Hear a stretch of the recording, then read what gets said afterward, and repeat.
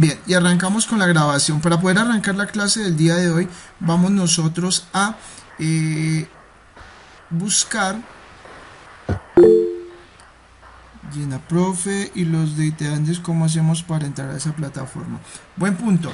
Los compañeritos de ITEANDES, entonces ahora charlo con ellos, me regalan los correos, pero los correos verificados porque la base de datos que me dieron, ninguno de los correos corresponde. Entonces me los regalan y yo les envío toda esa información a su correo electrónico. ¿Listo? Entonces yo me voy a encargar de enviarles toda la información que está en la plataforma, se las voy a ir enviando a sus correos de manera respectiva. Entonces ahorita hacemos como un backup de los correos y los actualizamos y ellos pues recibirán toda la información que los compañeros tienen en plataforma, la van a recibir vía correo electrónico. ¿Listo?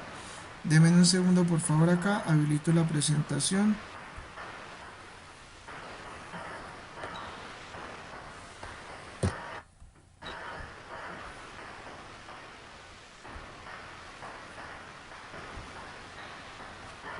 Ya está. Listo, estoy compartiendo con ustedes, ya están viendo el concepto de la teoría científica de la administración, ¿verdad? Sí, señor. Sí, señor. Bien, vamos a hacer la realimentación de la sustentación, ¿cierto? En ese orden de Sí, señor. ideas, vamos a empezar a trabajar y hacer como un recorderis de lo que tuvimos nosotros como sustentación en el primer grupo, y es todo lo que tiene que ver con la teoría científica de la administración, ¿cierto? Entonces hablamos de la teoría científica como primer componente de la teoría clásica de la administración. La teoría clásica está compuesta por dos postulados, que es la teoría científica del señor Frederick Winston Taylor, ¿cierto? Y algo que se llama la teoría clásica del señor Henry Fayol. Vamos a analizar cada uno de los postulados por separado para verificar los principales aportes tanto de Taylor como de el señor Fayol.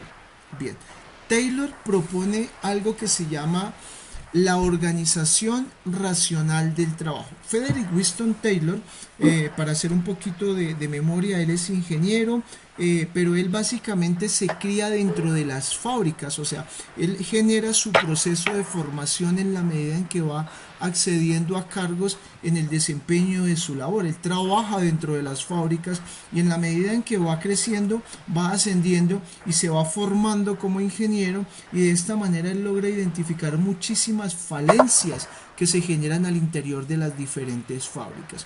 Para eso, ya culminando en el culmen de su vida, para eso él propone algo que se llama la organización racional del trabajo, ¿cierto?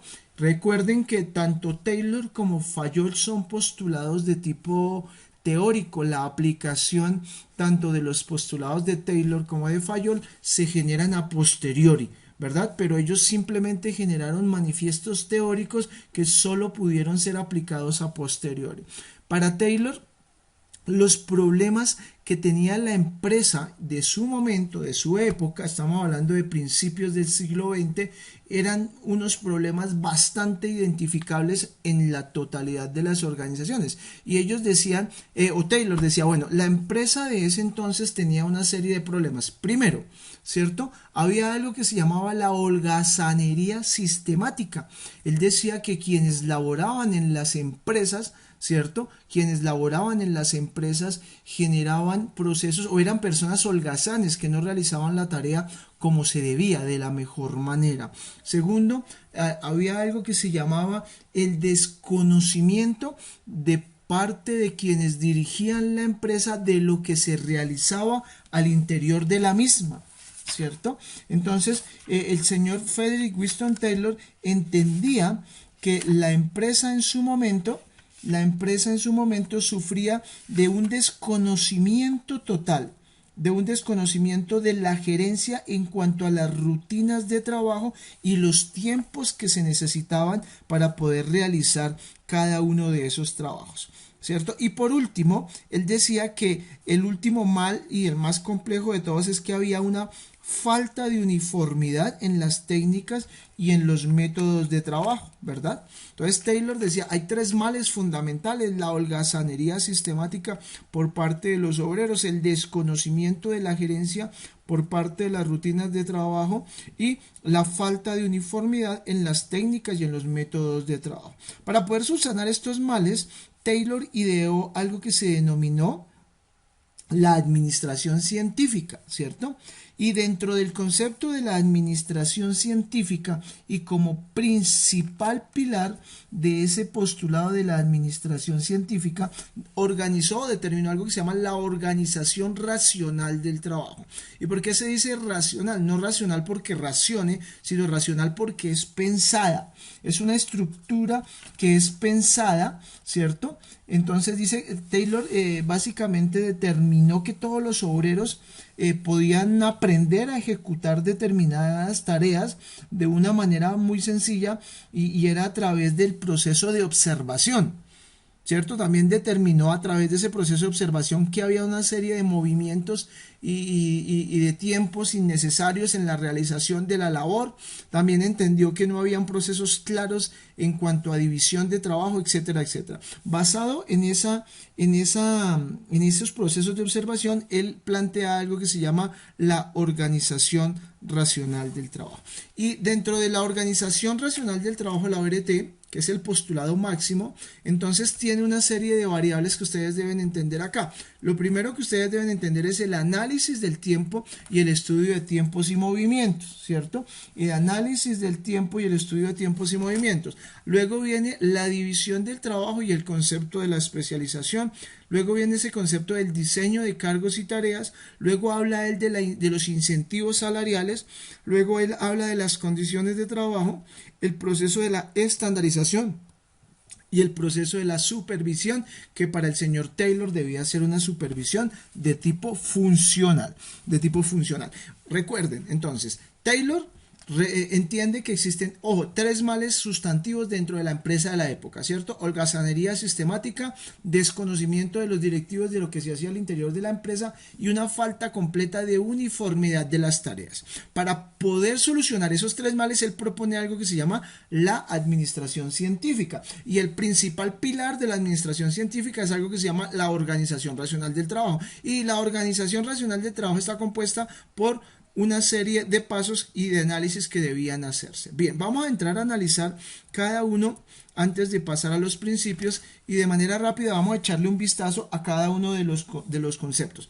Bueno, vamos a arrancar con el concepto del análisis del trabajo o del análisis y estudio de los tiempos y movimientos. ¿Cuál era el objetivo que tenía este análisis de tiempos y movimientos? Bueno, él entendió que en la realización de las tareas los obreros realizaban una cantidad de movimientos inoficiosos que no aportaban al desarrollo o a la consolidación de un producto, y que esos movimientos inoficiosos generaban tiempos muertos que iban en contra de la eficiencia de la productividad. Entonces él monta este análisis de trabajo, de estudios de tiempos y movimientos, que hoy todavía se aplica, ¿cierto? Hoy todavía nosotros aplicamos el estudio de tiempos y movimientos. Maritza Cruz, hoy todavía nosotros aplicamos ese estudio de tiempos y movimientos, y él lo monta con una premisa o con un objetivo. ¿Y cuál es ese objetivo? Ese objetivo es básicamente, ¿cierto? Básicamente el poder eliminar los movimientos inútiles para poder sustituirlos por otros movimientos que fueran mucho más eficientes en cuanto a qué, en cuanto al tiempo de la realización de esos movimientos. También decía él que con el análisis de tiempos y movimientos se podía volver mucho más racional el trabajo y evidentemente la selección y el entrenamiento del personal, ¿verdad? Esto significaría una mejora significativa en la eficiencia del obrero, y como consecuencia lógica, pues el rendimiento de la producción sería supremamente óptimo, ¿verdad? Además, con la aplicación del análisis del trabajo y del estudio de tiempos y movimientos, se pretendía distribuir de manera, podríamos decir que uniforme, ¿cierto? Para que no existieran periodos en los que o se cargara demasiado a un trabajador o en los que hiciera falta mano de obra para poder realizar la tarea, ¿verdad? Entonces, estos objetivos en el estudio de tiempos y movimientos, pues básicamente eran los que le daban vida a este análisis, ¿cierto? Entonces, había otra serie de conclusiones que se lograron sacar, por así llamarlas, en cuanto al análisis del trabajo y del estudio de tiempos y movimientos, y pues básicamente las conclusiones con la aplicación de este análisis era que pues la eliminación de todo desperdicio en cuanto al esfuerzo de la persona, en cuanto al esfuerzo humano, ¿verdad? También entendía que se podía hacer una adaptación del obrero a la tarea, ¿cierto? Había una posibilidad en que el obrero se adaptara a la tarea, se podía entrenar de la mejor manera a los obreros o a los trabajadores para que estos realizaran muchísimo mejor su tarea y generaría procesos de especialización. Recuerden que la especialización nace de tomar una labor y realizarla a repetición. Bien, entonces el estudio de tiempos y movimientos es vital, es el pilar de la organización racional del trabajo. Hoy todavía se aplica.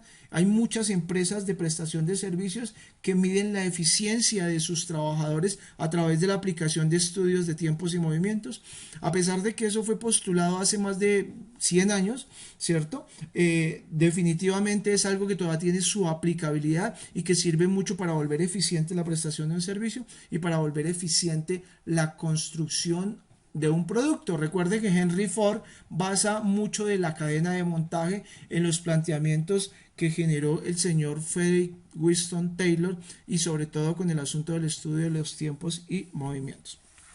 Bien, vamos ahora a pasar al concepto de la división del trabajo, ¿cierto? Y la especialización.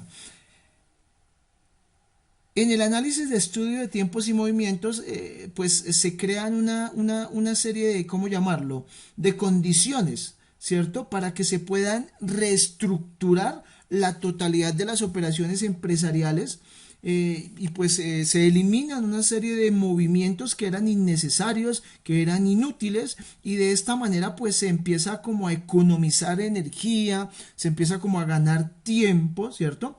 Y pues una de las consecuencias lógicas de este estudio de tiempos y movimientos pues es la división del trabajo, evidentemente, ¿cierto?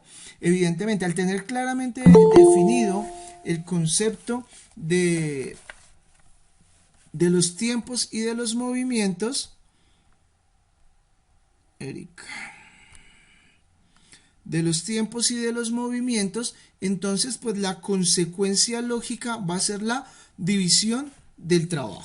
Bien, y como consecuencia lógica de la división del trabajo y la realización de ese trabajo a repetición, ¿cierto? Que se puede ejecutar de mejor manera, de una manera más económica, ¿verdad? Pues genera la especialización. Entonces, la división de trabajo es la consecuencia lógica del estudio de tiempos y movimientos. ¿Qué es la división del trabajo? Es tomar una tarea global, una tarea grande y subdividirla en tarea mucho más pequeña, ¿cierto? Al subdividir esa tarea en tareas mucho más pequeñas, un obrero al realizarla a repetición, pues generaría un proceso de especialización. Esa subdivisión de tareas, pues puede llegar uno a la conclusión de que esta persona podía realizar esa tarea y al realizar esa tarea n cantidad de veces, pues termina convirtiéndose en lo que nosotros denominamos hoy como el especialista o la especialización. ¿Cuál es la limitación, por ejemplo, de este concepto de la división del trabajo y la especialización según lo planteaba el señor Taylor? La limitación es la limitación es que puede llegar a caerse en la rutina.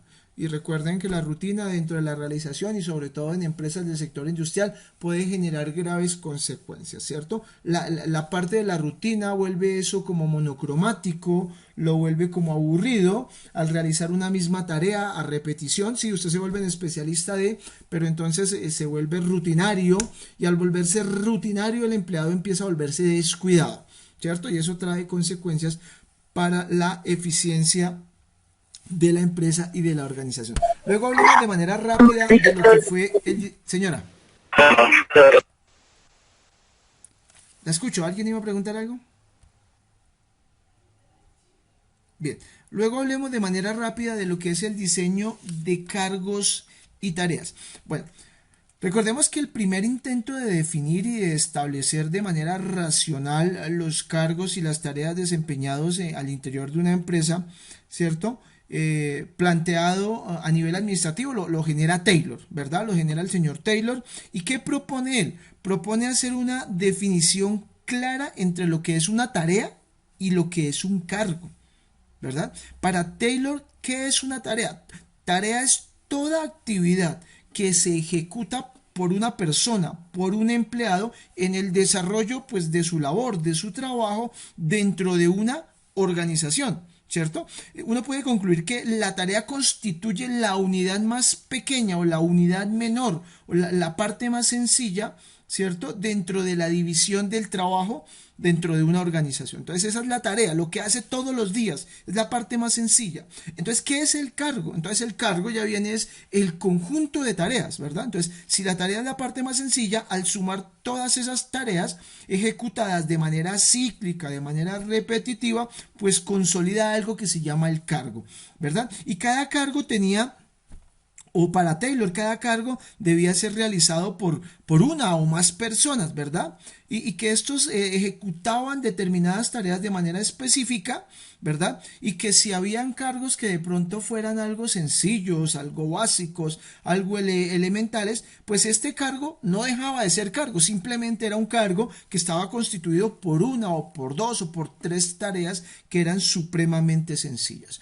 Entonces, ¿qué decía el señor Taylor? Bueno, ya sé que es una tarea, ya sé que es un cargo, ahora debo diseñar los cargos, ¿verdad? Y para poder hacer el diseño de cargos, lo que hizo el señor Taylor fue especificar el contenido, o sea, especificar claramente las tareas que debía desarrollar determinado cargo, ¿verdad? Y los métodos que o con los cuales se podía desarrollar las tareas y cómo estas tareas que constituían un cargo se iban a relacionar con los demás cargos que existían. Este diseño de cargos pues es un proceso mediante el cual se proyectan, se combinan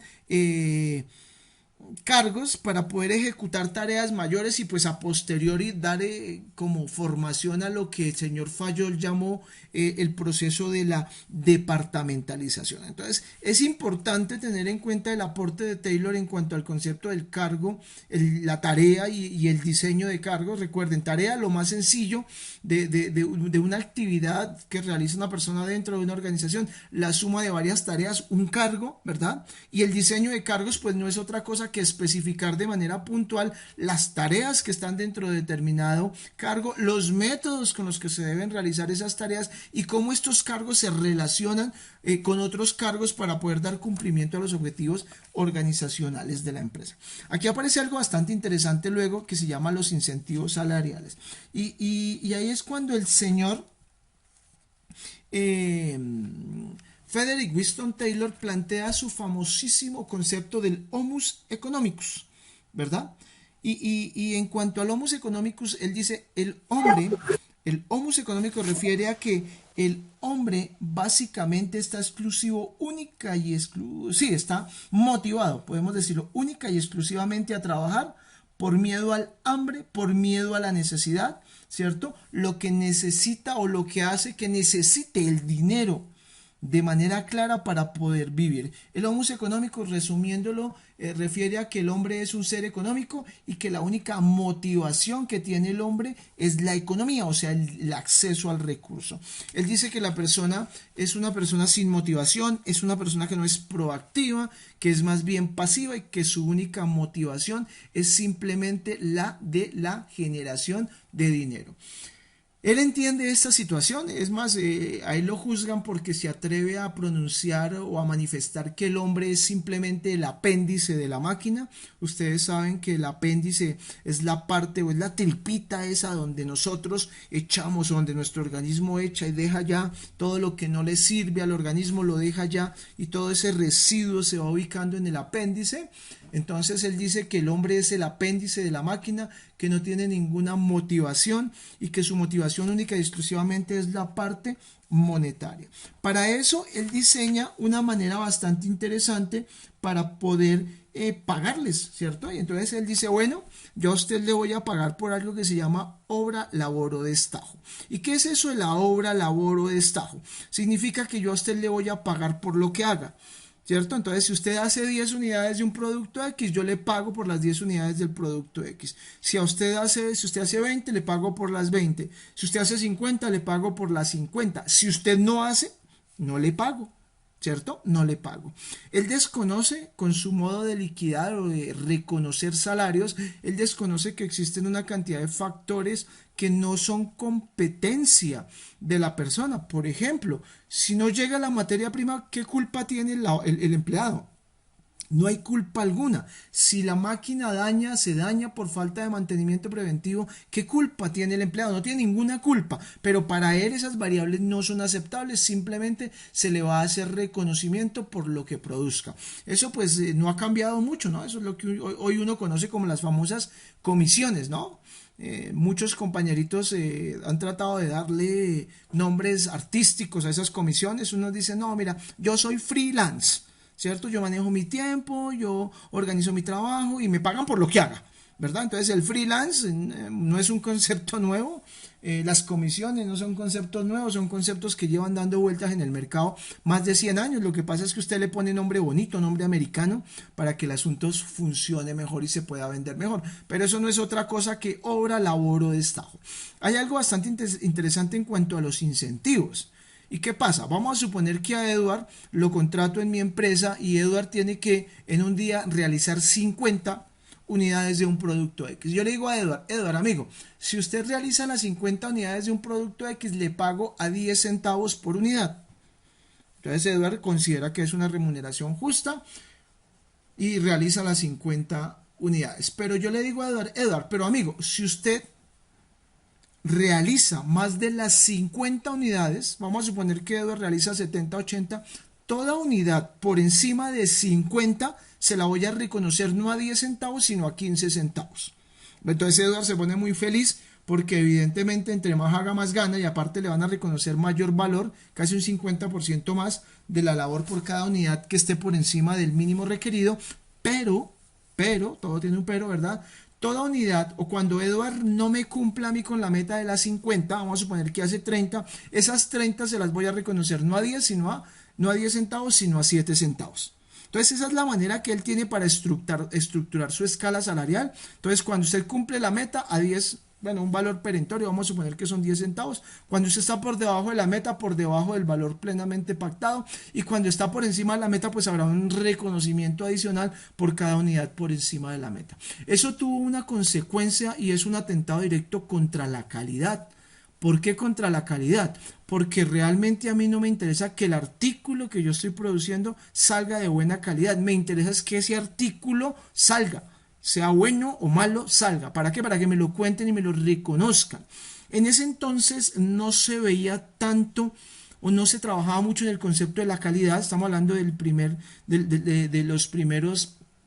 las primeras 2 décadas, 3 décadas del siglo XX, entre 1900 a 1930, y no se trabajaba mucho en el concepto de la calidad porque el mercado presentaba una característica principal y es que había una diferencia sustancial entre la oferta y la demanda, ¿verdad? Entonces, en esas primeras 2 o 3 décadas existía más demanda de la que la oferta podía atender. En ese orden de ideas, para ser un poquito más coloquial, todo lo que se producía se vendía, ¿cierto? Eso cambia en la segunda mitad del siglo XX, una vez terminada la Segunda Guerra Mundial, pero pues antes no. Entonces había una disparidad entre lo que era la demanda y la oferta, y entonces habían más demandantes que oferentes. Entonces todo lo que en teoría se vendiera, se produjera, se vendía, ¿listo? Entonces ahí el asunto de la calidad no era muy tenido en cuenta, más bien sí la producción en masa, volúmenes y cantidades, por aquello de la manera en que se ejecutaban los incentivos o reconocimientos salariales.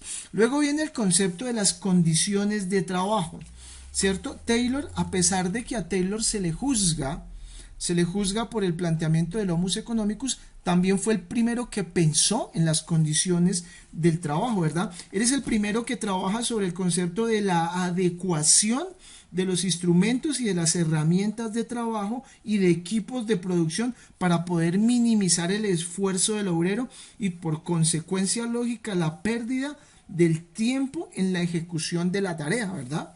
Él también es el que hace o plantea una distribución física organizada de la totalidad de las máquinas, de las empresas y de los equipos con el objeto de volverse racional en el flujo de la producción, o sea, tratar de montar algo que se llaman las cadenas de montaje, ¿verdad?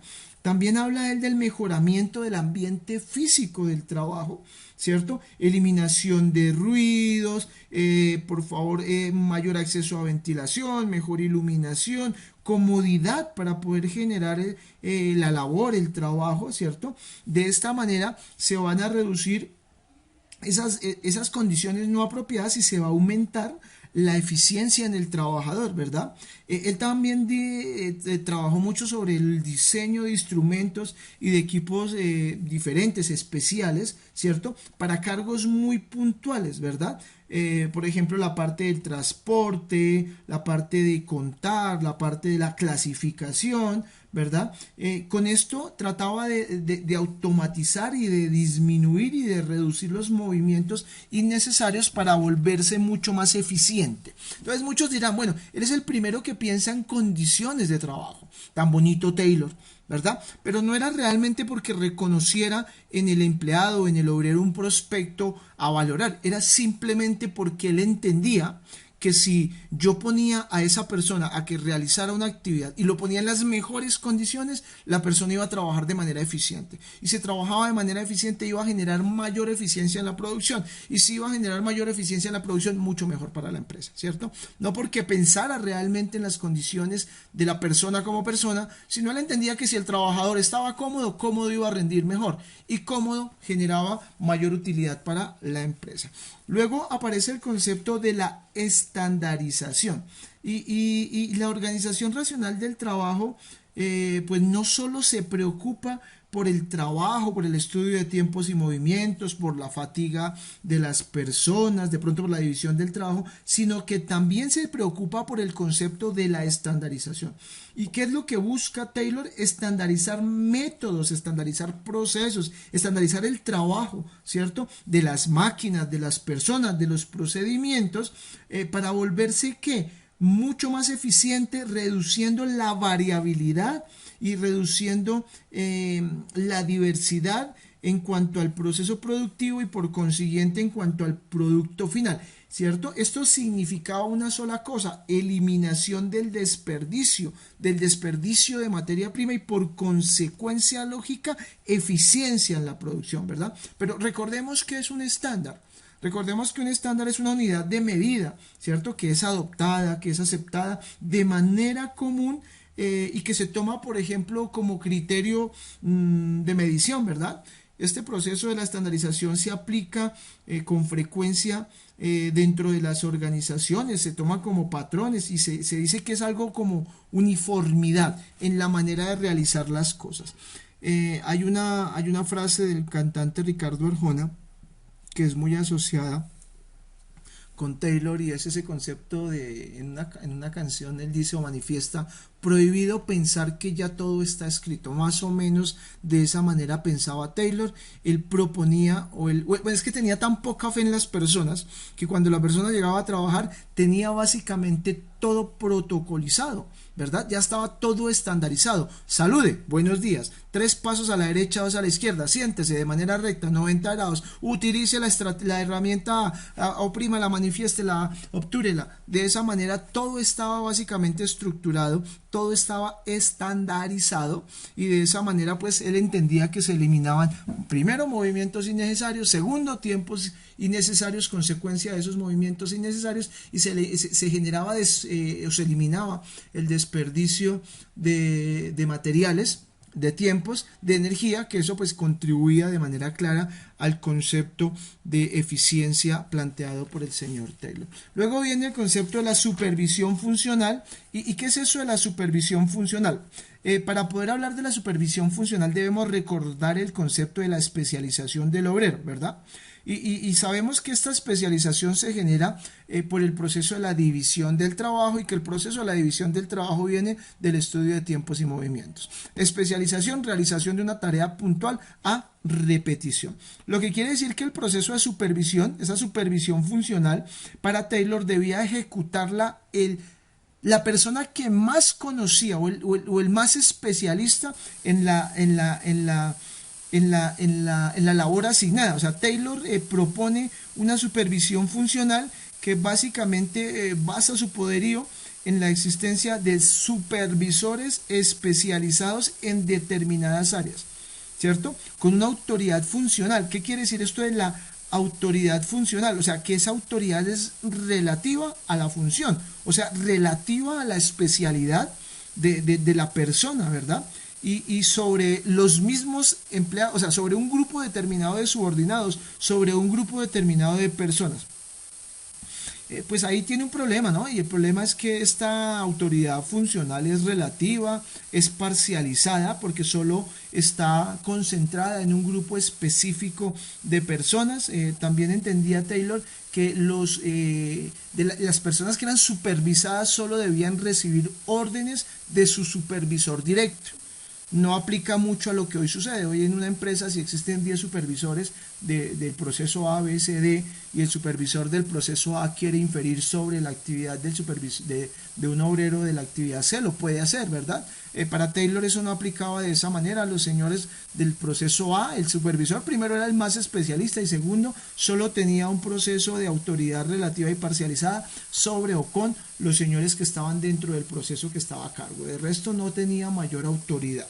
Bien, eso es básicamente lo que el señor Taylor planteaba o proponía con el concepto de la organización racional del trabajo. Ahora, y ya para pasar a Fayol, porque si no se me va el tiempo en la realimentación, Taylor en el nacimiento de la teoría científica propone una serie de principios. Básicamente son 4 los principios que propone el señor Frederick Taylor: la planeación, la preparación, la ejecución y el control. Pero ¿qué tenemos nosotros dentro del principio de la planeación? Lo que se buscaba era sustituir en el trabajo ese criterio individual de la persona, del obrero, de la improvisación, ¿cierto? Recuerden que él decía que había una holgazanería sistemática por parte de los empleados y que era improvisador. Entonces él lo que quería era sacar con el principio de la planeación del criterio de la persona ese proceso de improvisación, ¿cierto? Y esa actuación de pronto un poco como empírica, un poco como basada en esa malicia práctica, ¿verdad? Y reemplazarla, ¿por qué? Por procedimientos un poco más científicos, ¿verdad? Él básicamente, o para resumir el principio de planeación, lo que buscaba era sustituir la improvisación por métodos científicos, ¿verdad? Mediante la generación de un método y mediante la planeación de ese método. O sea, significaba el determinar con claridad y con anticipación el cómo se iban a hacer las cosas y se iba a planear de manera puntualizada cómo era que se iba a aplicar ese método. Ahora decía él la preparación, ¿verdad? Entonces, básicamente en la preparación lo que se buscaba era de manera científica seleccionar a quienes, a los trabajadores, de acuerdo con una serie de aptitudes. Una vez que eran seleccionados, estos señores se preparaban y se entrenaban para ser mucho más productivos, ¿verdad? Y pues para que entendieran de la mejor manera el método que fue planeado o que se había planeado con anterioridad para poder realizar esa actividad prevista, ¿verdad? También dentro de la preparación se preparaban a quienes, no solo a los trabajadores, sino a las máquinas, también se preparaban a los equipos de producción, ¿verdad? Todo lo que tenía que ver con la distribución física, todo lo que tenía que ver con la disposición de las herramientas, eso era preparado, eso estaba dentro del principio de preparación y siempre en aras de la eficiencia de la administración. Luego viene el principio de la ejecución, según la diapositiva, y en la ejecución pues básicamente era distribuir atribuciones y responsabilidades para que la ejecución del trabajo asignado fuera realizada de manera disciplinada, podemos utilizar el término, ¿cierto? Entonces, de manera diferencial en la ejecución había un estricto había un estricto seguimiento por parte del control. Ya sabíamos que control pues refiere a controlar que el trabajo se haga de la manera correcta, se haga de acuerdo con las normas establecidas, de acuerdo con el plan que se planeó, con el método que se preparó, ¿verdad? Entonces la gerencia pues debía cooperar de alguna manera con los empleados para que este control fuera eficiente y para que la ejecución fuera disciplinada. Él trabajaba mucho con el concepto de la disciplina. Entonces, dentro de la planeación, sacar esa parte empírica, reemplazarla por la parte del método científico. Dentro de la preparación, capacitar, preparar al empleado de acuerdo a las aptitudes, organizar las maquinarias, organizar la planta de trabajo, organizar las herramientas para que el asunto sea eficiente. La ejecución, entonces, hacer un seguimiento para que la labor se realice de la mejor manera, de una manera disciplinada, va de la mano con el control. Y el control pues tiene que ver con ¿qué? Con la verificación de que la labor se realice con los procesos o de acuerdo a los procesos de planeación, preparación y pues que ejecutados sean de la mejor manera. Aquí él por primera vez aboga en los principios, aboga a lo que es la parte de la administración, de la parte gerencial, ¿cierto? Porque él dice, hey, es que aquí definitivamente los señores gerentes o la gerencia debe cooperar con los empleados para que estos principios puedan ser aplicados de la mejor manera. Apreciación crítica de la teoría científica de la administración. Bien, entonces acá hay unas críticas que se les hacen. Bueno, estamos hablando de que se toma como un mecanismo o que la administración científica se toma como un mecanismo. Se habla de un proceso de superespecialización del operario, eso genera rutina, ¿verdad? Se toma al hombre con una visión más bien microscópica, no se le considera persona, sino un aditamento de todo lo que tiene que ver con la estructura maquinal. Hay una ausencia de comprobación científica por aquello de que les digo que son planteamientos meramente teóricos, ¿cierto? Es un enfoque incompleto de la organización porque solo se enfoca en la parte de la producción, deja de lado otra serie de funciones que luego el señor Fayol, o que luego no, porque Taylor y Fayol son contemporáneos. Lo que pasa es que el uno se mueve en Francia y el otro se mueve en Estados Unidos. Entonces ya cuando se encuentran, por así decirlo, de manera teórica, podemos hablar de un planteamiento de administración clásica, ¿cierto? Porque está la parte de los procesos, que es la que maneja Taylor, y la parte de la estructura empresarial o organizacional, que es la que maneja Fayol. Limitación del campo de la aplicación, porque estaba incompleto, evidentemente, y algunos lo consideran como un enfoque de un sistema cerrado. Bien, ahora vamos a hablar del señor Henry Fayol, ¿cierto? Henry Fayol, él es el padre de lo que nosotros conocemos como la teoría clásica de la administración. Entonces Fayol nace en Francia, ¿verdad? Él tiene una formación diferente a la de Taylor, porque es que Taylor está al interior de la industria, ¿verdad? Mientras que el señor Fayol, pues él básicamente está o es de familia adinerada y él pues siempre o toda la familia ha estado acostumbrada a los cargos directivos, entonces se forma y se prepara para esto. Fayol, recuerden que él nace en Constantinopla, muere en Francia, en París, básicamente.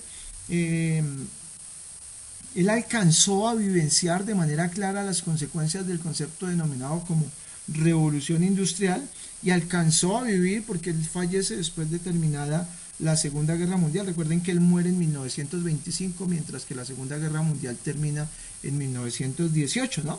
Entonces también la parte de las industrias que él dirigía, pues también se ven afectadas por las consecuencias de la Segunda Guerra Mundial. Él es ingeniero de minas, recuerden que siempre estuvo acostumbrado a los puestos directivos y a los 25 años es nombrado como gerente de minas en la Company, es que no me acuerdo el nombre, bueno, es una empresa minera, la verdad se me va ahorita el nombre de la empresa, y a los 47 años, 47, 48 años, si no estoy mal, él realmente es nombrado como gerente general, ¿cierto?, de esta empresa. Es una empresa básicamente minera. Él plantea, para resumir un poquito lo que es la labor del señor Fayol, él plantea una estructura para la organización y plantea la estructura para la organización basado o sustentado en una serie de funciones, ¿cierto? Y esas funciones las ubica dentro de una pirámide desde las funciones más básicas hasta las funciones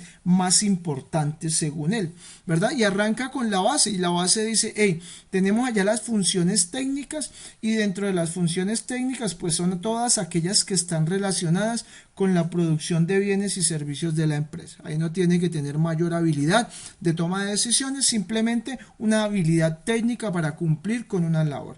Luego vienen las funciones comerciales, ¿verdad? Estas funciones comerciales son todas aquellas que están relacionadas con la compra, con la venta, con el intercambio.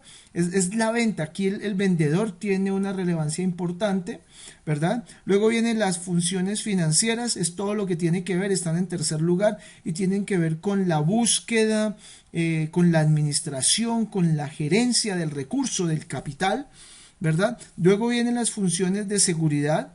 Estas funciones de seguridad pues tienen que ver con la protección, con la preservación, con el cuidado de los bienes, de los activos de la empresa, de las personas que están también al interior de la empresa. Luego vendrán las funciones contables y estas funciones son las que se relacionan con el uso, con el manejo de inventarios, todo lo que tiene que ver con registros contables, todo lo que tiene que ver con balances, con estados de resultados, con costos, con gastos, con estadísticas. Y por último, y en el curubito, según Fayol, pues está lo que tiene que ver con las funciones administrativas. Y las funciones administrativas están relacionadas ¿con qué?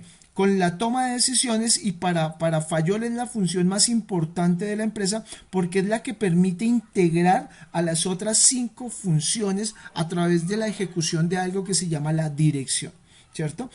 Para él las funciones administrativas básicamente tienen su poderío en ese proceso de coordinar, de sincronizar a las demás funciones de la empresa y estas siempre estarán por encima. Percibe que la empresa no puede ser empresa si no están claramente definidas estas funciones administrativas. Bueno, él también genera unos principios dentro del concepto de la administración y enuncia 14 principios básicos dentro del concepto de lo que es la administración. Todo eso termina tanto lo que plantea los 4 principios que plantea el señor Taylor más lo que plantea Fayol. Bueno, él acá habla de unos principios o unas funciones universales de la administración. Él dice que se debe planear, que se debe organizar, que se debe direccionar, coordinar y controlar. Dentro de la planeación pues está el determinar con claridad el futuro, tomar previsiones en cuanto a la funcionalidad de este futuro, ¿verdad?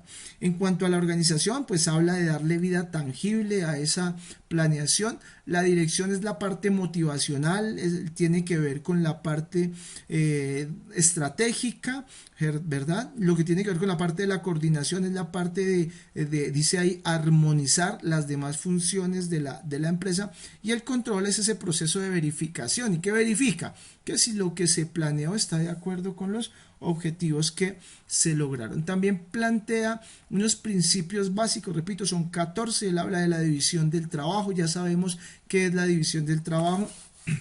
Habla del principio de la autoridad y del principio de la responsabilidad, perdón. Ese principio de la autoridad y la responsabilidad refiere a algo así como que a mayor grado de autoridad, mayor grado de responsabilidad. Si usted es el gerente general, tiene la autoridad sobre todos los subordinados de la empresa, pero también la responsabilidad recae sobre usted, ¿cierto? Eso no ha cambiado mucho, eso funciona de la misma manera como lo planteó Fayol. Pues, evidentemente el representante legal o el que haga las veces de gerente pues tendrá el mayor grado de autoridad impuesto dentro de la empresa, pero también así la responsabilidad total recae sobre él. Disciplina, y hablaba de disciplina y decía que pues la obediencia, la dedicación y la obediencia eran esenciales al interior de toda organización.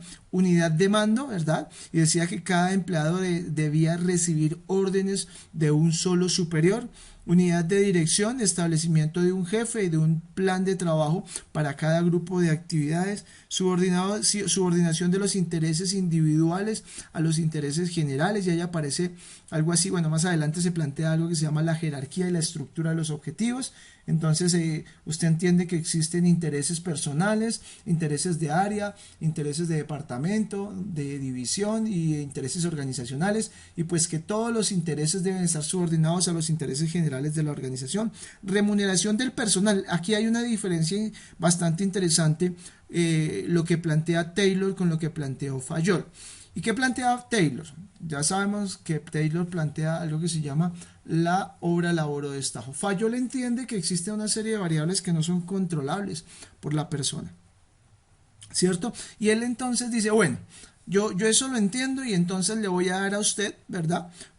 Una parte como una especie de salario básico, y la otra parte de su salario se va a conformar por el cumplimiento de unas metas que se les van a colocar o que se les van a estructurar. Entonces ahí está la diferencia en la parte de los incentivos salariales y de la remuneración, porque para Taylor era hora labor o destajo, para Fayol no, él entiende que existe una serie de variables que no son controlables con la persona, y que pues debe haber una satisfacción, una remuneración, y que pues debe garantizar a los empleados algún tipo de estabilidad económica. Entonces él dice, yo le voy a dar a usted un porcentaje básico, haga o no haga, y el resto de su salario pues lo va a tener usted que complementar con la labor desempeñada.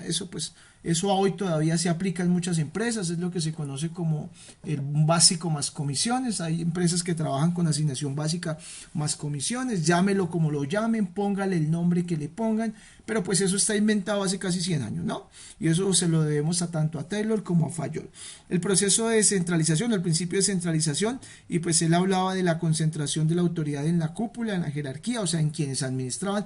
Recuerden que para él lo más importante de la empresa es la administración, ¿cierto? El orden, debe existir un lugar para cada cosa, y cada cosa debe estar en su lugar. La equidad, debe serse amable y debe serse justo con todo el personal, y de esta manera tratar de tener buenas relaciones al interior de la empresa. Se deben generar procesos de estabilidad. Vea, esto todavía aplica, ¿no? Cuando uno hace análisis de estructuras organizacionales y encuentra empresas con rotaciones de personal muy altas, entiende uno que algo pasa al interior de la empresa, ¿no? Es lo mismo cuando usted se va a especializar o cuando usted se especializa en talento humano. Hay una noción en talento humano que es bastante, bueno, yo tengo ahí formación en administración y gestión del talento humano, y yo entiendo que cuando usted hace una entrevista y usted se encuentra con esos empleados estrellas que saltan de empleo en empleo, entonces ahí tenemos un problema, ¿no? O bien la empresa o bien la persona, ¿verdad? Entonces una persona que en un mismo año logró trabajar en 4 diferentes empresas, ahí es cuando uno tiene que empezar a preguntarse cosas, ¿cierto? O bien algo está pasando al interior de todas esas empresas donde trabajó, porque hay unos índices altos de rotación, o bien la persona tiene algún problema de adaptabilidad, o problemas de disciplina, o problemas con la autoridad que no le permiten perdurar en los trabajos, ¿verdad? Entonces eso son variables que se deben analizar, y que, repito, esto de la rotación del trabajo se analiza hoy, pero tampoco es nuevo, lleva un tiempo bastante interesante. La iniciativa y el espíritu de trabajo en equipo, eso es lo que más adelante en cuanto al desarrollo organizacional se concibe como proactividad. Bien, ¿qué más les puedo yo contar? Bueno, lo que es la línea y lo que es el staff, ¿cierto?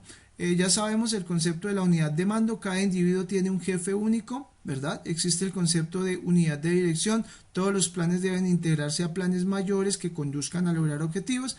El concepto de la centralización, la autoridad máxima de una organización debe estar concentrada en la cúpula, y el concepto de la jerarquía o cadena de escala, la autoridad debe estar jerarquizada. ¿Y qué es eso de la línea y del staff? La autoridad de línea es aquella que se encuentra dentro de la estructura organizacional, y cuando hablamos de dentro de la estructura organizacional referimos a dentro de el organigrama, ¿cierto? Entonces es aquel que tiene mando, es aquel que tiene autoridad. El staff no tiene mando, no tiene autoridad, porque no se encuentra dentro de la estructura organizacional.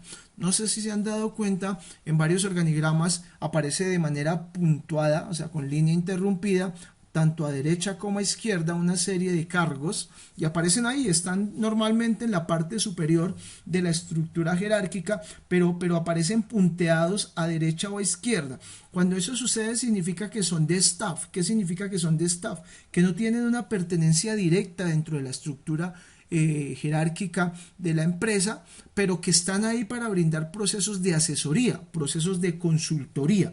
Lo que quiere decir que no tienen autoridad, no tienen mando y su labor es básicamente de asesorar, de aconsejar, de consultar. Mientras que la línea o los procesos autoritarios o de autoridad lineal sí son aquellos que están directamente relacionados con el concepto de la autoridad al interior de la organización. Bien, no sé si hasta ahí existe alguna duda, alguna pregunta, alguna aclaración. Me extendí un poquito, me demoré exactamente 18 minutos más de lo que había previsto. Dudas, preguntas, aclaraciones. Los escucho. No sé si con esto queda claramente de pronto realimentado la sustentación de las compañeritas. No sé, ¿hay alguna duda, alguna pregunta, alguna aclaración al respecto? Buenas noches, profe. Hola, buenas noches. Pues tanto como una aclaración o una pregunta, sino algo adicional, quería decir que la empresa donde trabajó Fayol se llama Commentary for Chambull Company. Ok, gracias por el dato. Yo no me acordaba, es que la memoria no me da para tanto. Entonces, pero gracias por el dato, chato, muy amable por el dato. Es una empresa francesa, es minera. Se dedicaba a la minería, pero la verdad es que no, mi francés no me da para más. Entonces, es una prestigiosa empresa minera y de metalurgia francesa. De metalurgia, sí señora, minería y metalurgia, sí señor. Muchísimas gracias. Bien, algo más, profesor. Hay un compañero que escribe en el grupo de WhatsApp que tiene dificultades para ingresar al grupo, se llama Daniel Isa. ¿Ya Daniel se conectó? Miremos a ver qué pasa con Daniel. Bien, mientras miramos qué pasa con Daniel. ¿Ya está ahí conectado? Yo, Dani, ¿cómo vamos? Bien, dudas, preguntas, aclaraciones. Profesor, disculpe, o sea, fue lo de Fayol y Taylor fue algo teórico y su aplicación fue un tiempo después. ¿Quién implementó esas teorías a las empresas? O sea, ¿fue directamente cada empresario o fue Estados Unidos que obligó a sus empresarios y lo mismo Francia? Bien, es buena pregunta, Daniel. A ver, le cuento. El primero que trabajó y que empezó a trabajar con los planteamientos teóricos tanto de Taylor como de Fayol, más de Taylor que de Fayol, fue el señor Henry Ford. No sé si lo conozca.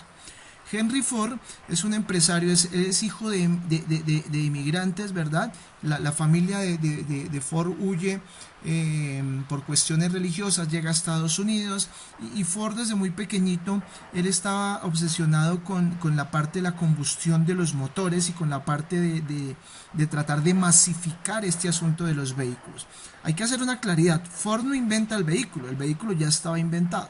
Ford lo que hace es solucionar primero un problema en la combustión que tenían los motores que ya estaban estructurados y segundo, trabaja con el concepto planteado por el señor Winston Frederick Taylor de la cadena de montaje para poder aterrizar los costos, ¿cierto? Y entonces él trabaja con esa cadena de montaje, él trabaja con la organización racional del trabajo, él hace análisis de tiempos y movimientos y vuelve más eficientes sus plantas para poder aterrizar y disminuir el costo al mínimo posible.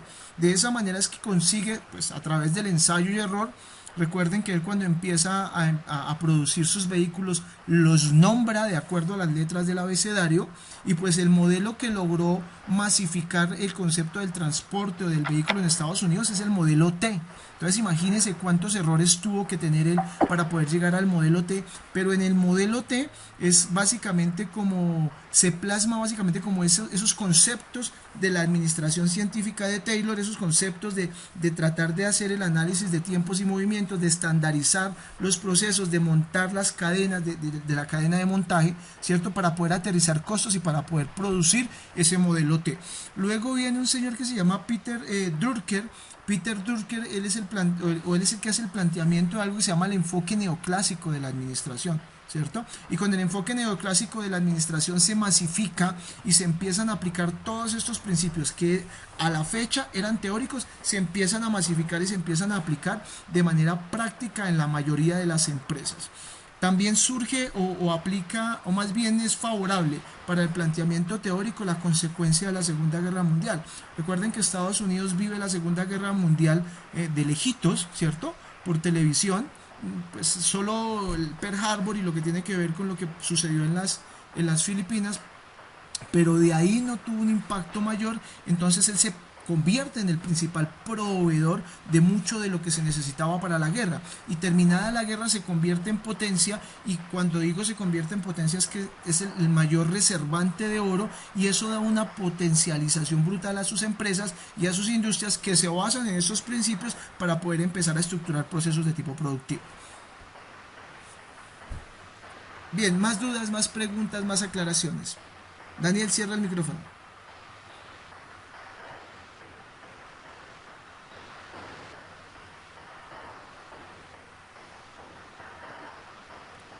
Bien, más dudas, más preguntas, más aclaraciones.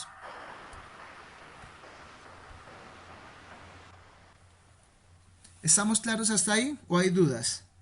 Los escucho. 55 minutos duró la realimentación.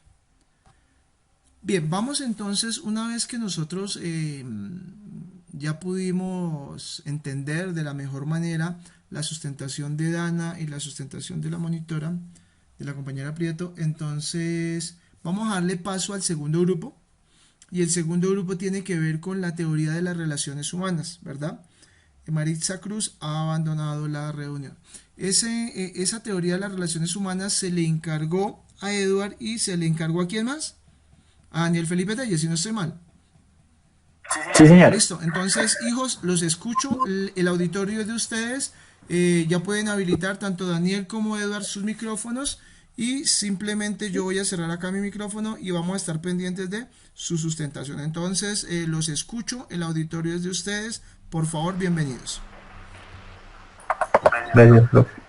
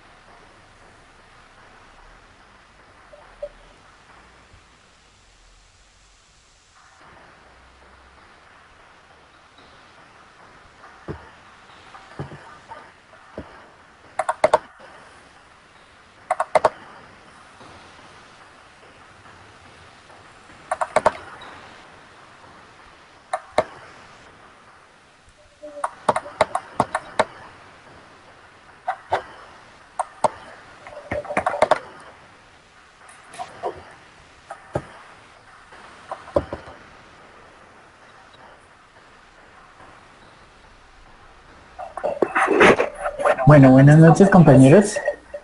Bueno, nuestro grupo está conformado por Eduardo Armando Gaviria y Daniel Felipe Telles. A nosotros nos tocó el enfoque humanista de la administración. Entonces, el enfoque humanista, el siguiente, Dani. El enfoque humanista de la administración, pues, tuvo, digamos, como sus inicios en Estados Unidos en 1930. Esta administración comenzó con el segundo periodo de Taylor, más o menos, pero fue en 1930 cuando tuvo una fuerte aceptación en Estados Unidos. Digamos que su mayor representante es George Elton Mayo. Él nació en 1880 y murió en 1949. Él nació en Australia y llegó a ser un considerado científico social. La teoría de las relaciones humanas, digamos como, bueno, de esto que también fue denominada la Escuela Humanística de la Administración, pues que fue desarrollada por George Elton Mayo, pues fue básicamente un movimiento de reacción y de oposición a la teoría clásica de la administración. Entonces digamos que esta teoría, digamos, surgió de la necesidad de contrarrestar la fuerte tendencia de la deshumanización del trabajo, y pues fue iniciada con la aplicación de métodos rigurosos científicos y demás, digamos que a los cuales los trabajadores debían someterse forzosamente. Digamos que los estudios que Elton Mayo pues derivaron en, digamos, de varias variables, de la productividad del trabajo, como también son la integración social, las relaciones interpersonales, el grupo de trabajo y la existencia de grupos informales, perdón. Siguiente.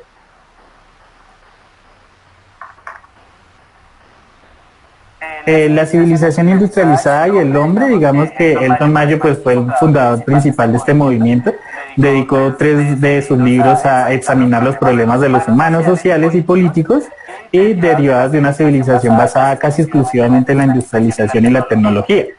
Digamos que él destaca que mientras la eficiencia material aumentó poderosamente en los últimos 200 años, pues la capacidad humana para el trabajo colectivo no mantuvo su mismo ritmo de desarrollo.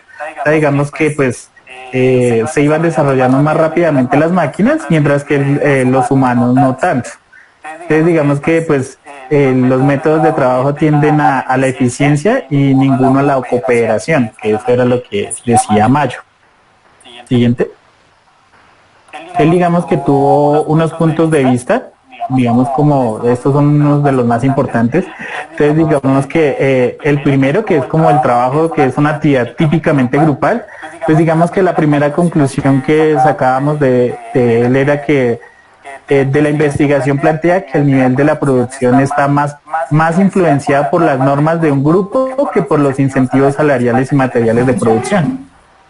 También encontramos que el operario no reacciona como individuo aislado, sino como grupo social. Digamos que los cambios tecnológicos tienden constantemente a romper los lazos informales de camaradería, o sea, de amistad. Y dentro del trabajo, a privar al obrero del espíritu gregario, o sea, de ese espíritu como de trabajador, mientras es responsable de su producción, ¿sí? También encontramos otro punto de vista, que el ser humano está motivado por la necesidad de estar junto y no ser reconocido. Digamos que la civilización industrializada, ¿sí? Digamos que origina pues la desintegración de los grupos primarios de la sociedad, como son pues digamos como la familia, los grupos informales y la religión. Entonces, mientras que la fábrica surgía como una nueva unidad social, o sea, como digamos como algo grande, que proporcionara un nuevo hogar, un sitio para la comprensión y la seguridad emocional de los individuos. Digamos que en este lado, pues, digamos, ellos se sentían motivados, que era como la segunda casa, ¿sí? También tenemos como de otro punto de vista, es que pasamos a una sociedad estable, a una adaptable, pero descuidamos la capacidad social, o sea que digamos, pues aún todavía en la actualidad lo seguimos viviendo, digamos, cuando estamos mucho más en el trabajo que de pronto con nuestra misma familia y nuestros mismos amigos. Y pues la tarea básica de la administración, que era formar una élite capaz de comprender y comunicar. Siguiente, Dani. Entonces nace, digamos, como unos objetivos de las necesidades de las relaciones humanas en las empresas. Digamos como que la empresa trabaja, digamos como que la empresa, digamos que Elton Mayo destaca que mientras la eficiencia material aumentó, pues la capacidad para el trabajo colectivo no mantuvo el mismo ritmo, que era lo que les estaba diciendo ahorita. Digamos que el progreso industrial fue seguido de un desgaste de sentimiento espontáneo y de cooperación. Entonces dice que Mayo afirma que la solución a este problema es que debe haber una nueva concepción de las relaciones humanas en el trabajo. Digamos, como la empresa trabaja con hombres, y como es la materia prima hombres de la que directivos y empresarios, pues tendría que obtener la dinámica necesaria para la consecución de ese objetivo. Dice que conviene crear pues como las mejores condiciones posibles para el logro de esos objetivos, digamos que hacían ellos. Las relaciones humanas, digamos desde un punto de vista empresario, pues deberían facilitar al personal la comodidad física, la familiarización y la sociabilidad para lograr el rendimiento. O sea, digamos que esos objetivos decía que entre más estuviéramos, digamos, como familiarizados con las demás personas, pues nuestra producción iba a ser mejor. Siguiente. Digamos que en estos objetivos, digamos que encontramos, digamos, como una comparación que la siguiente. Acá entonces encontramos como una comparación entre las dos teorías de las relaciones humanas. Entonces digamos que está entre la teoría de las relaciones humanas y pues la teoría clásica. Digamos que la teoría clásica trataba la organización como un grupo de personas, mientras que la teoría clásica las trataba como una máquina. Entonces, digamos que acá también hace un énfasis en las personas, mientras que la teoría clásica hacía era un énfasis en las tareas de la tecnología. Y bueno, digamos así, ellos se inspiraban más en los sistemas de psicología, la teoría de las relaciones humanas, mientras que la teoría clásica se inspiraba más en los sistemas de ingeniería. También pues delegación plena de la autoridad, mientras que la autoridad centralizaba líneas, digamos, claras de autoridad en la teoría clásica. Sí, digamos como que ellos no, digamos, le daban pues los lineamientos en la teoría clásica, mientras que digamos en la teoría de las relaciones humanas pues lo hacían, digamos, le delegaban a una persona de su plena autoridad para manejar, digamos, su personal y así cada una de las personas. La autonomía del trabajador en las relaciones humanas, pues digamos el trabajador era autónomo de hacer sus cosas, y pues la confianza y la apertura, mientras que en la parte de la teoría clásica pues hacía una especialización en la competencia técnica. Está más o menos como le digo yo, como a manejar las competencias entre personas. Siguiente, Dani. Bueno, digamos que nacen las necesidades de las empresas humanas. Entonces digamos que las necesidades que más se muestran, digamos, como en la empresa, pues digamos que el administrador, para desarrollarse íntegramente, pues debe trabajar como administrar su propia empresa, o digamos que si es contratado para administrar la empresa de otras personas, pues el objetivo fundamental de estas empresas pues es rendir beneficios, ¿sí? Entonces digamos que digamos, independientemente de que de lo que hacíamos para, digamos, lo que hacen las empresas es contratar un administrador. ¿Para qué? Para que, digamos, no esté, por decirlo así, el dueño encima, sino que entonces, digamos, el administrador es el que se encarga de dar las tareas a los obreros, por decirlo así. Y entonces, digamos que igual siempre el rendimiento debería ser lo mismo. Siguiente, Dani. Digamos que de estos pues ya como que comienza, digamos, como el de mayo, y bueno, ya mi compañero Daniel les va a explicar un poquito sobre esto de los enfoques de la teoría. Bueno, buenas noches. Para complementar lo que dijo mi compañero Evo, pues George Elton Mayo se especializó en la teoría de las organizaciones, las relaciones humanas y el movimiento por las relaciones humanas. Junto con, voy a citar a algunos de ellos de que colaboraron con esta teoría, que fueron John Dewey y Kurt Lewin, entre otros. Su interés primordial fue estudiar el trabajador, los efectos psicológicos que podían producir las condiciones físicas del trabajo en relación con la producción. Demostró que no existe cooperación del trabajador en los proyectos si estos no son escuchados ni considerados por parte de sus superiores, lo que hace que sea difícil y en ocasiones casi imposible de llegar a los objetivos fijados. De esta forma, la idea principal de este sociólogo fue la de modificar el modelo mecánico del comportamiento organizacional para sustituirlo por otro que tuviese más en cuenta los sentimientos, actitudes, complejidad motivacional y otros aspectos del sujeto humano. Eso eso es conocido, o como lo conocemos como la teoría de las relaciones humanas. Cabe también de destacar que este personaje empezó a desarrollar esta teoría organizando a las iglesias. ¿Por qué? Porque él empezó él era de la religión cristiana, y de ahí empezó a organizar a los miembros de esa religión, y así sucesivamente empezó después con empleados y hogares de otras empresas, lo cual afirma afirmó que el hombre no era una máquina, sino una persona que con su desarrollo humano podría alcanzar fácilmente los objetivos de las organizaciones de una empresa. Las causas del surgimiento de la teoría de las relaciones humanas son, como vemos en la diapositiva, vemos que una de ellas es la necesidad de humanizar y democratizar la administración. Eso consistía en liberar los conceptos regidos de la teoría clásica, como ya habíamos mencionado del anterior grupo, y estas las adecúan a los nuevos conceptos, conceptos administrativos que son relacionarse mutuamente entre el trabajador y el empleador. El segundo es el desarrollo de las ciencias humanísticas. Él toma la influencia intelectual de la psicología que él aprendió para plasmarla en intentar aplicarla en distintas organizaciones industriales.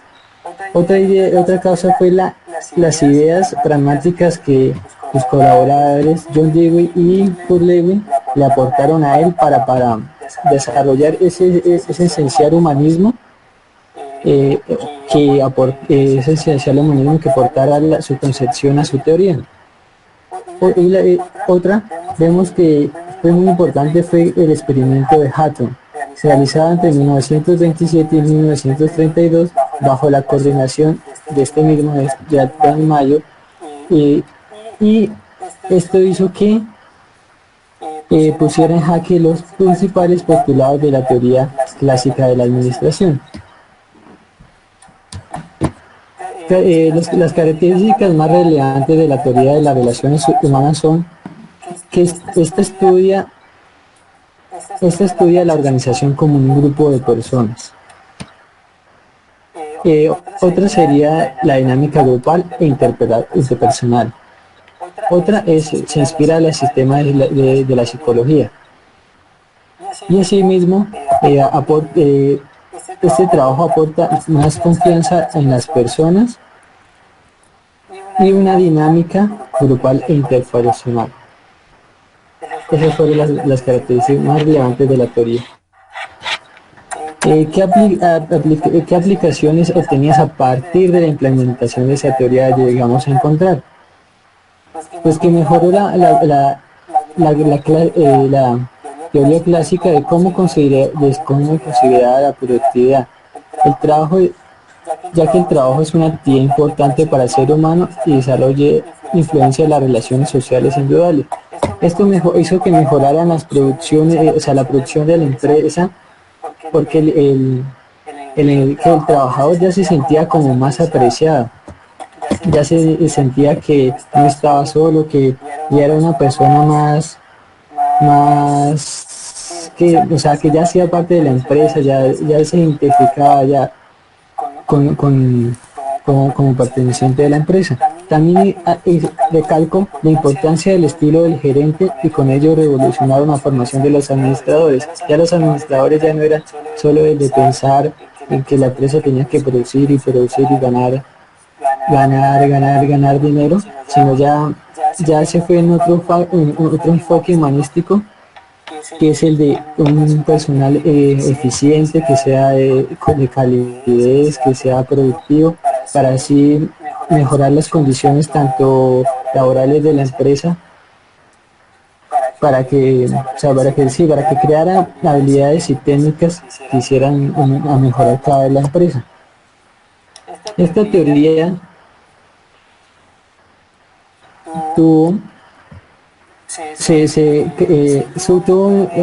empezó desde el experimento de Hutton. Aunque cabe destacar que antes del experimento de Hutton, Elton Mayo había realizado una investigación en una industria textil que tenía elevadísima rotación de personal, alrededor del 150% al año, y que había probado inútilmente varios esquemas de incentivos salariales. Mayo introdujo un intervalo de descanso, delegó a los operarios la decisión sobre los horarios de producción y contrató a un enfermero. En poco tiempo surgió un espíritu de grupo, la producción aumentó y la rotación personal disminuyó. Ya, como vemos en la diapositiva, esta surge a partir de 4 fases. La primera fase que concluyó, que se presentó, se inició que sin una estricta supervisión y en un ambiente agradable, el empleado iba a poder trabajar más seguro, más a gusto. En la segunda fase, en la primera fase, qué pena, se comprobó que las condiciones psicológicas pueden afectar la eficiencia de los operarios. Ya para la segunda fase, como les había mencionado, se pudo concluir que sin una estricta supervisión y en un ambiente agradable, el empleado iba a poder trabajar más a gusto. Ya para la tercera fase de este experimento, se inició un programa de entrevista con los empleados para conocer sus actitudes y sentimientos. Y la última fase nos habla que los operarios desarrollaron cierta uniformidad de sentimientos y uniformidad grupal. Esas fueron las 4 fases del experimento de Hutton. ¿Qué conclusiones llegaron? Como vemos acá en cada esquema, en el primer esquema nos habla acerca del nivel de producción, que el nivel de producción depende de la integración social, o sea, la capacidad social del trabajador es la que determina su nivel de competencia y eficiencia, no su capacidad de ejecutar movimientos eficientes. En el segundo esquema nos habla que las relaciones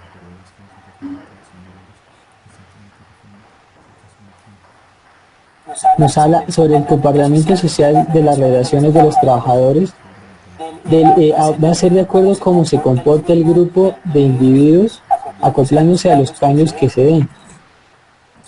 Ya para la tercera conclusión nos habla que las recompensas y las sanciones sociales hacen que el grupo de la relación con las normas y patrones de comportamiento se definan como aceptables según sus creencias o expectativas a la administración.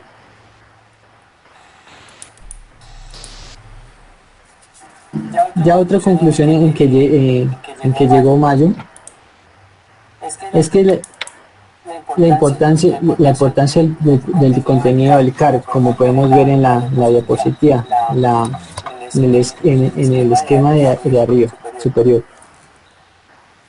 Ya que habla que según Mayo y sus colaboradores, el operario no debe especializarse en una cosa, sino que debe cambiar de posición para evitar la monotonía, pues esto afectaba de manera negativa la actitud del trabajador y reducía su eficiencia. Otra conclusión, y por último, otra conclusión que Diego Mayo es el énfasis en los aspectos emocionales. En la teoría de las relaciones humanas, los aspectos emocionales no planeados y racionales del comportamiento humano merecen una atención especial. ¿Cómo se ha aplicado la teoría de relaciones de las relaciones humanas en una empresa? En este caso, tomé como ejemplo en la empresa en Alpino. Entonces, ellos aplican la teoría de las relaciones humanas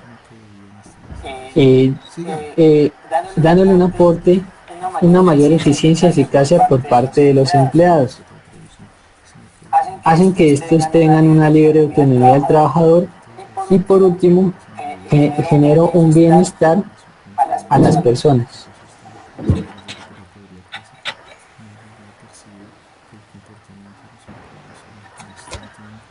Bueno, digamos que ya después, digamos, de la teoría de las relaciones humanas, esta nos dan unas implicaciones, ¿sí?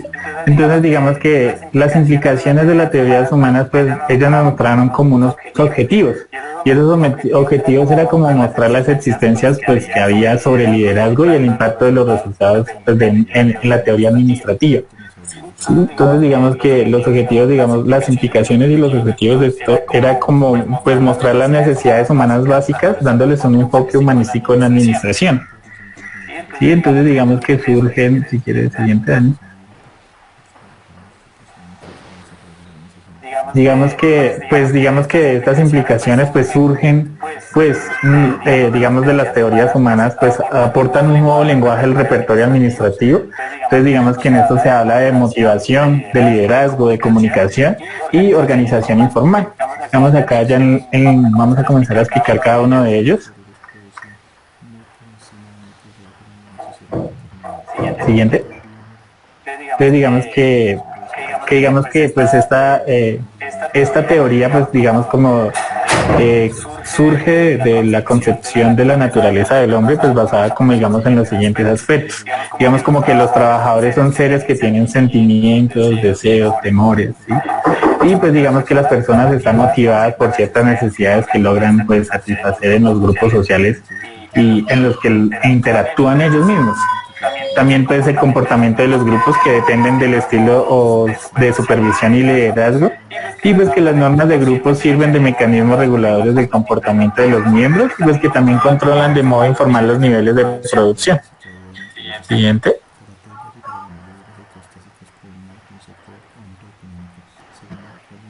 Entonces digamos que acá podemos poner la motivación, que pues más que todo es como un conjunto de reacciones y actitudes naturales pues propias de las personas que se manifiestan cuando determinados estímulos del medio circundante se hacen presentes, ¿sí?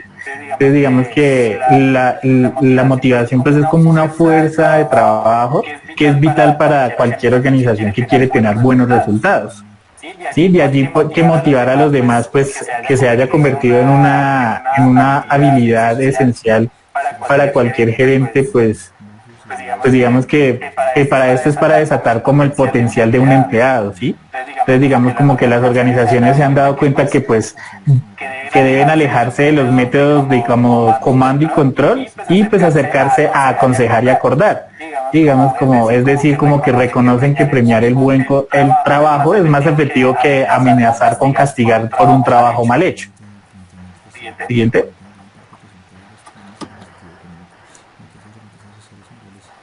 Entonces digamos que encontramos como las dimensiones de la motivación, que está como digamos la relación personal, el reconocimiento a la aportación, digamos si el empleado aporta a la empresa, pues digamos le dan un reconocimiento, sobre todo por ser responsable, y pues digamos como una buena adecuación de las condiciones de trabajo, sí, digamos como bueno, listo, si le dan un tiempo para ir a comer o demás, digamos que pues estos lugares estén bien establecidos, bien adecuados para ese tiempo. Siguiente.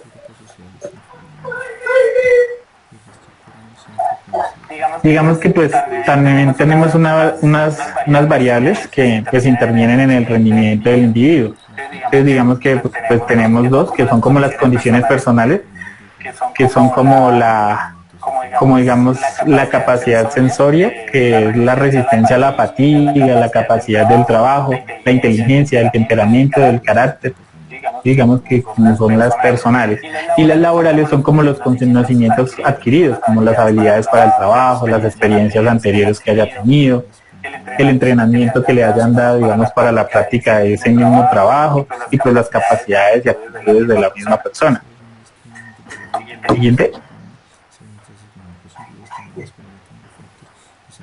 Digamos que tenemos acá unos tipos de motivación en la organización, ¿sí? Que está la motivación intrínseca, que pues esta es nace más propia de la persona, ¿sí? Que conociéndola realizar su trabajo, pues otra actividad sin necesidad de tener que recibir estímulos externos.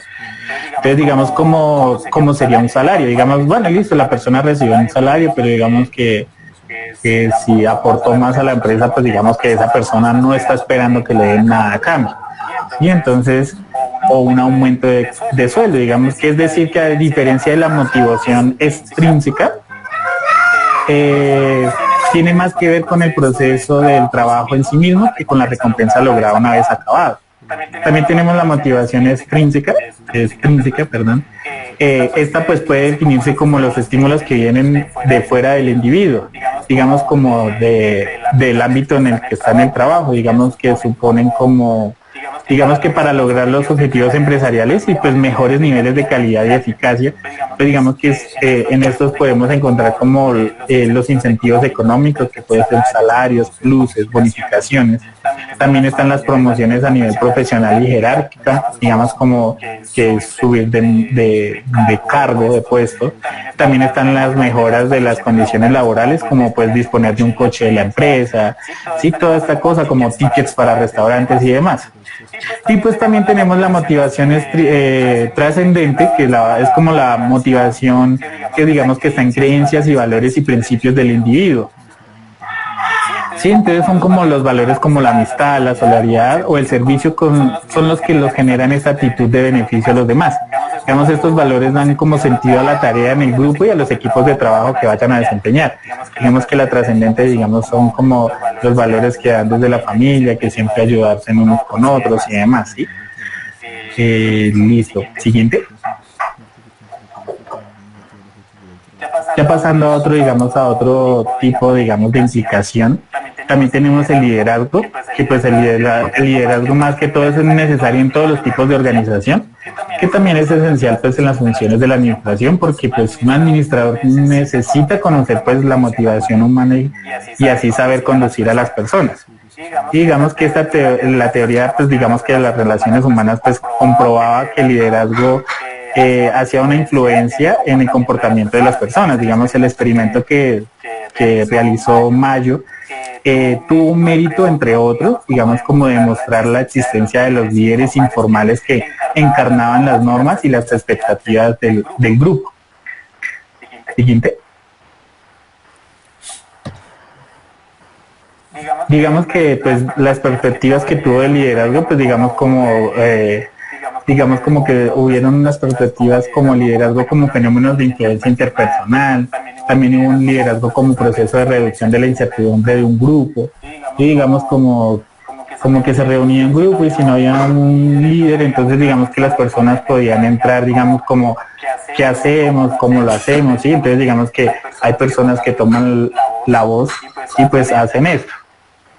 Está como el liderazgo como de una relación funcional entre el líder y los subordinados, y pues está también como una perspectiva que es como un proceso en función del líder y pues los seguidores de las variables de la situación. Siguiente.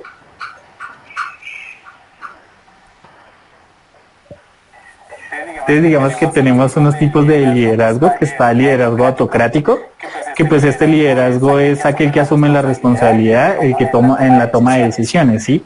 Entonces digamos es el que inicia y dirige las acciones, además pues de controlar al trabajador, pues todo se centra en el líder, tanto las decisiones como las responsabilidades, digamos todo va sobre esa misma persona. También tenemos un liderazgo liberal. Este liderazgo liberal pues es como una forma de abordar el trabajo en equipo, generando alianzas con personas provenientes, digamos, de diferentes formaciones, ¿sí? Digamos, de personas de culturas, edades, y pues personas de diferentes edades pues que nos dan diferentes pensamientos. Entonces que con eso buscamos consecuentemente pues construir un grupo de trabajo, digamos, más inclusivo y pues libre posible, pues tratando de eliminar como cualquier tipo de prejuicio en torno al objetivo.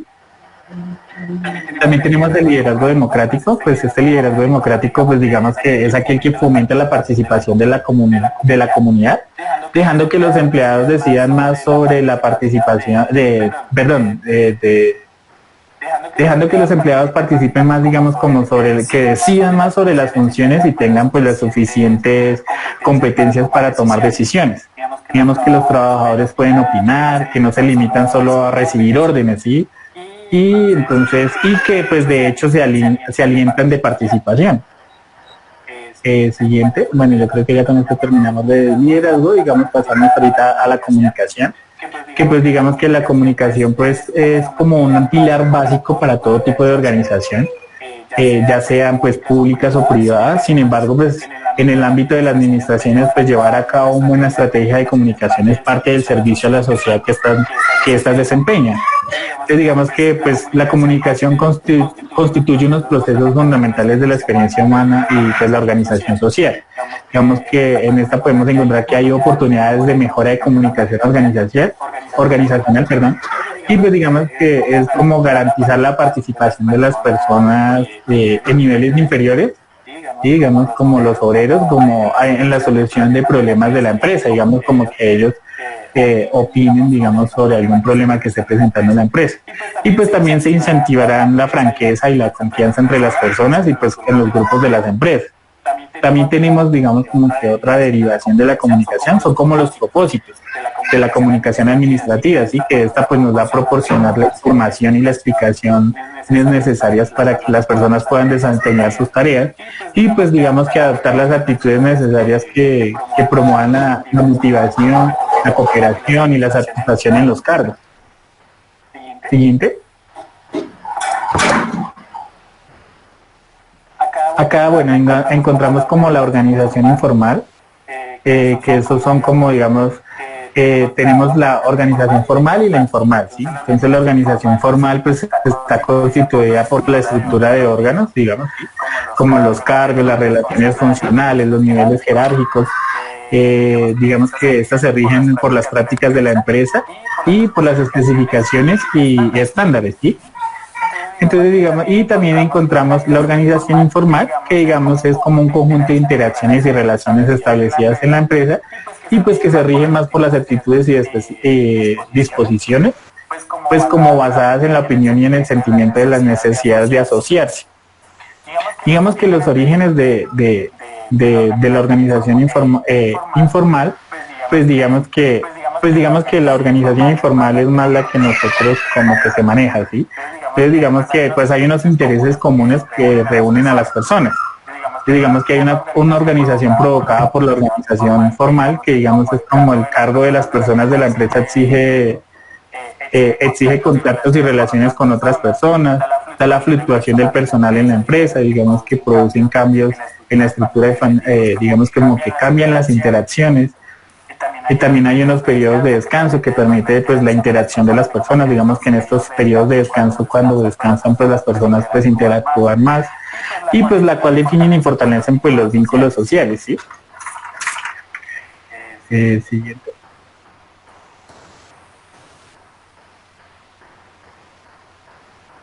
Bueno, yo les voy a hablar un poco acerca de la teoría de las necesidades humanas, o como también conocida como pirámide de Maslow.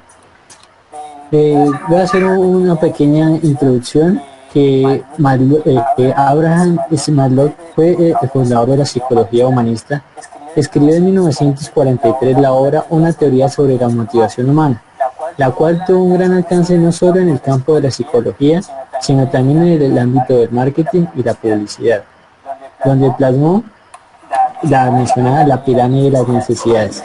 Esta surge ¿por qué surge la pirámide de las necesidades? Surge del interés del cual tenía Maslow en aprender sobre qué hace a la gente más feliz y lo que se puede hacer para mejorar el desarrollo personal y la autorrealización. Como podemos ver en la diapositiva y en su pirámide, Maslow enumera una serie de necesidades humanas, dividida en 5 niveles.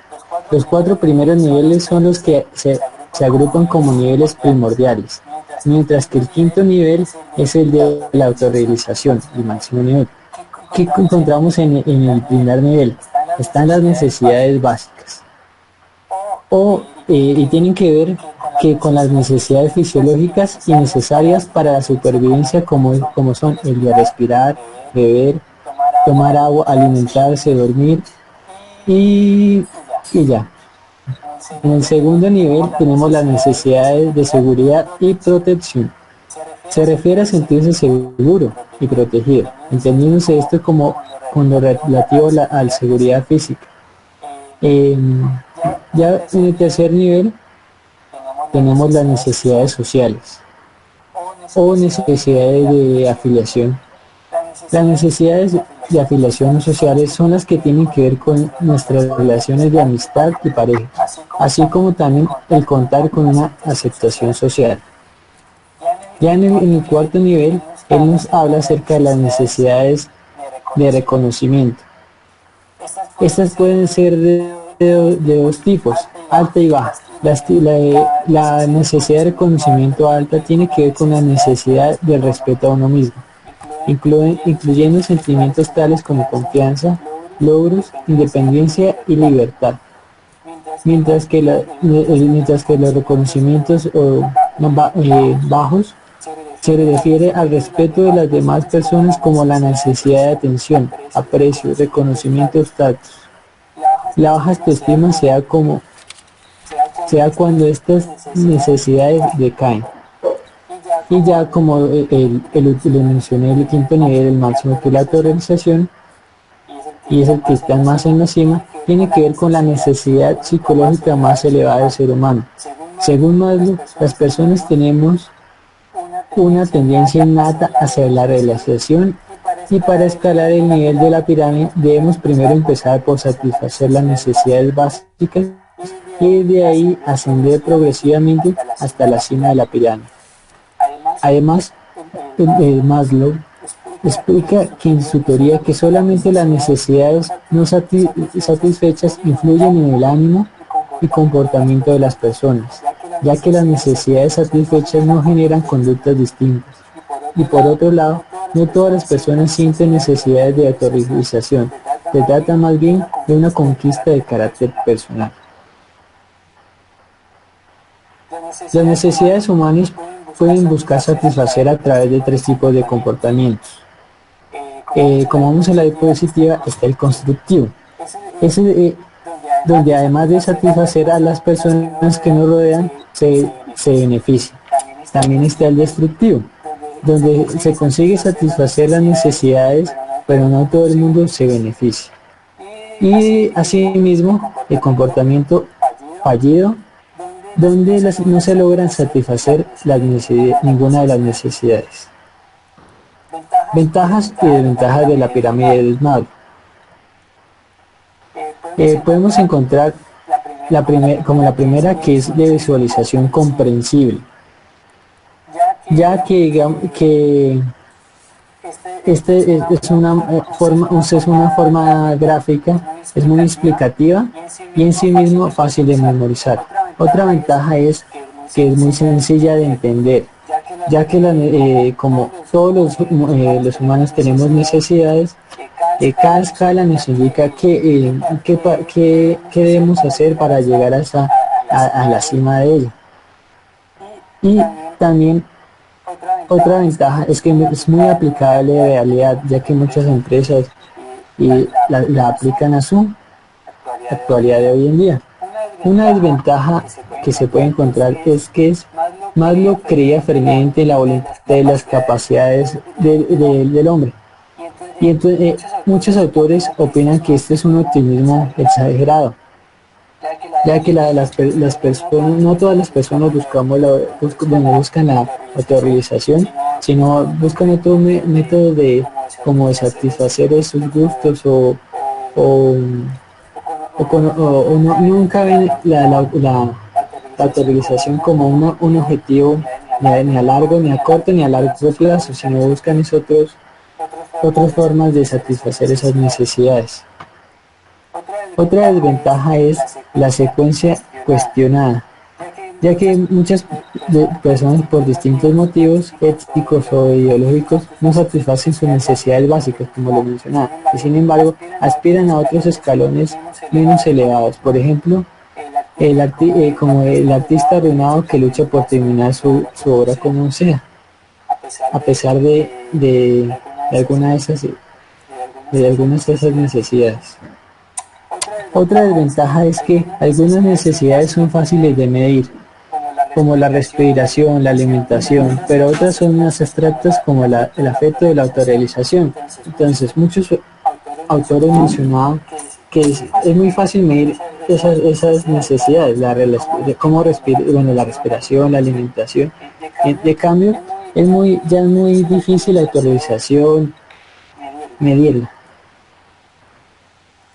Ejemplos de la pirámide encontramos en la vida de la pirámide de Maslow.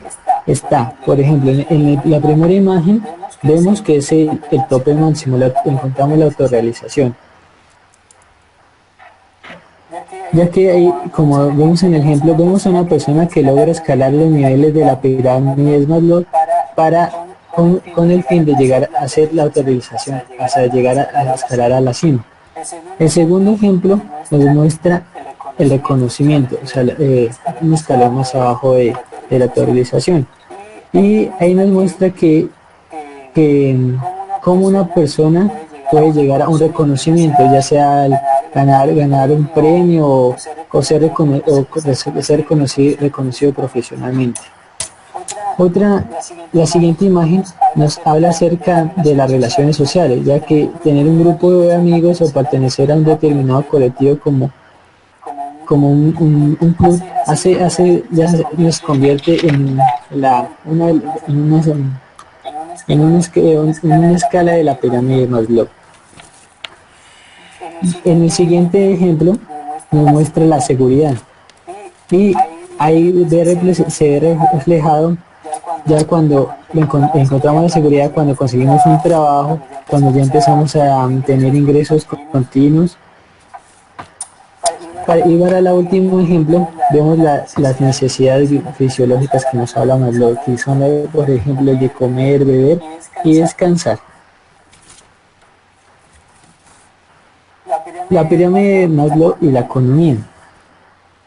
La economía es uno de los campos donde más se aplica la pirámide de Maslow. Esta estudia el modo de satisfacer las necesidades humanas en un entorno donde los recursos son limitados. Por lo que debemos hacer es priorizar. Así la priorización de las necesidades seguirá el mismo orden manteniendo en los estratos de la pirámide. ¿Qué significa esto?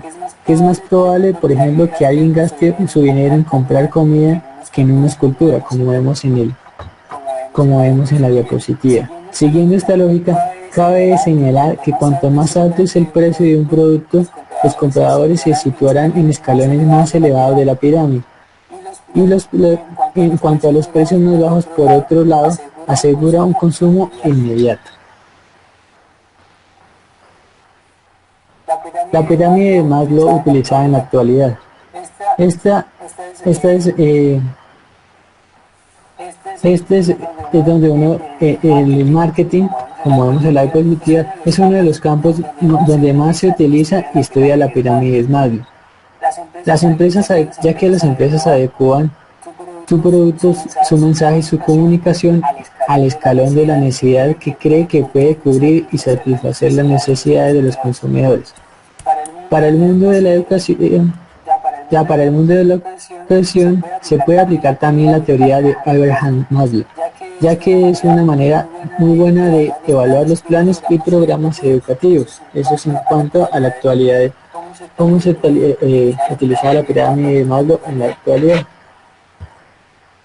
Ya en cuanto al ámbito laboral, algunas organizaciones, por ejemplo como Google o Zappos, se encarga de que sus empleados lo tengan todo a través de motivación, lo cual estas exitosas organizaciones son célebres por las favorables condiciones de sus trabajadores y su increíble rendimiento.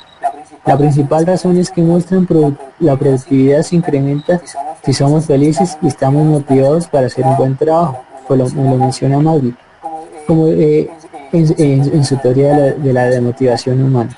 Esta teoría se puede aplicar en el desarrollo profesional y de la carrera de los trabajadores, analizando en qué escalón estamos. Servirá así para contemplar en profundidad nuestros problemas y progresar. Es preciso conocer tanto las necesidades básicas de la gente como las más elevadas para presentar estímulos que capten su interés.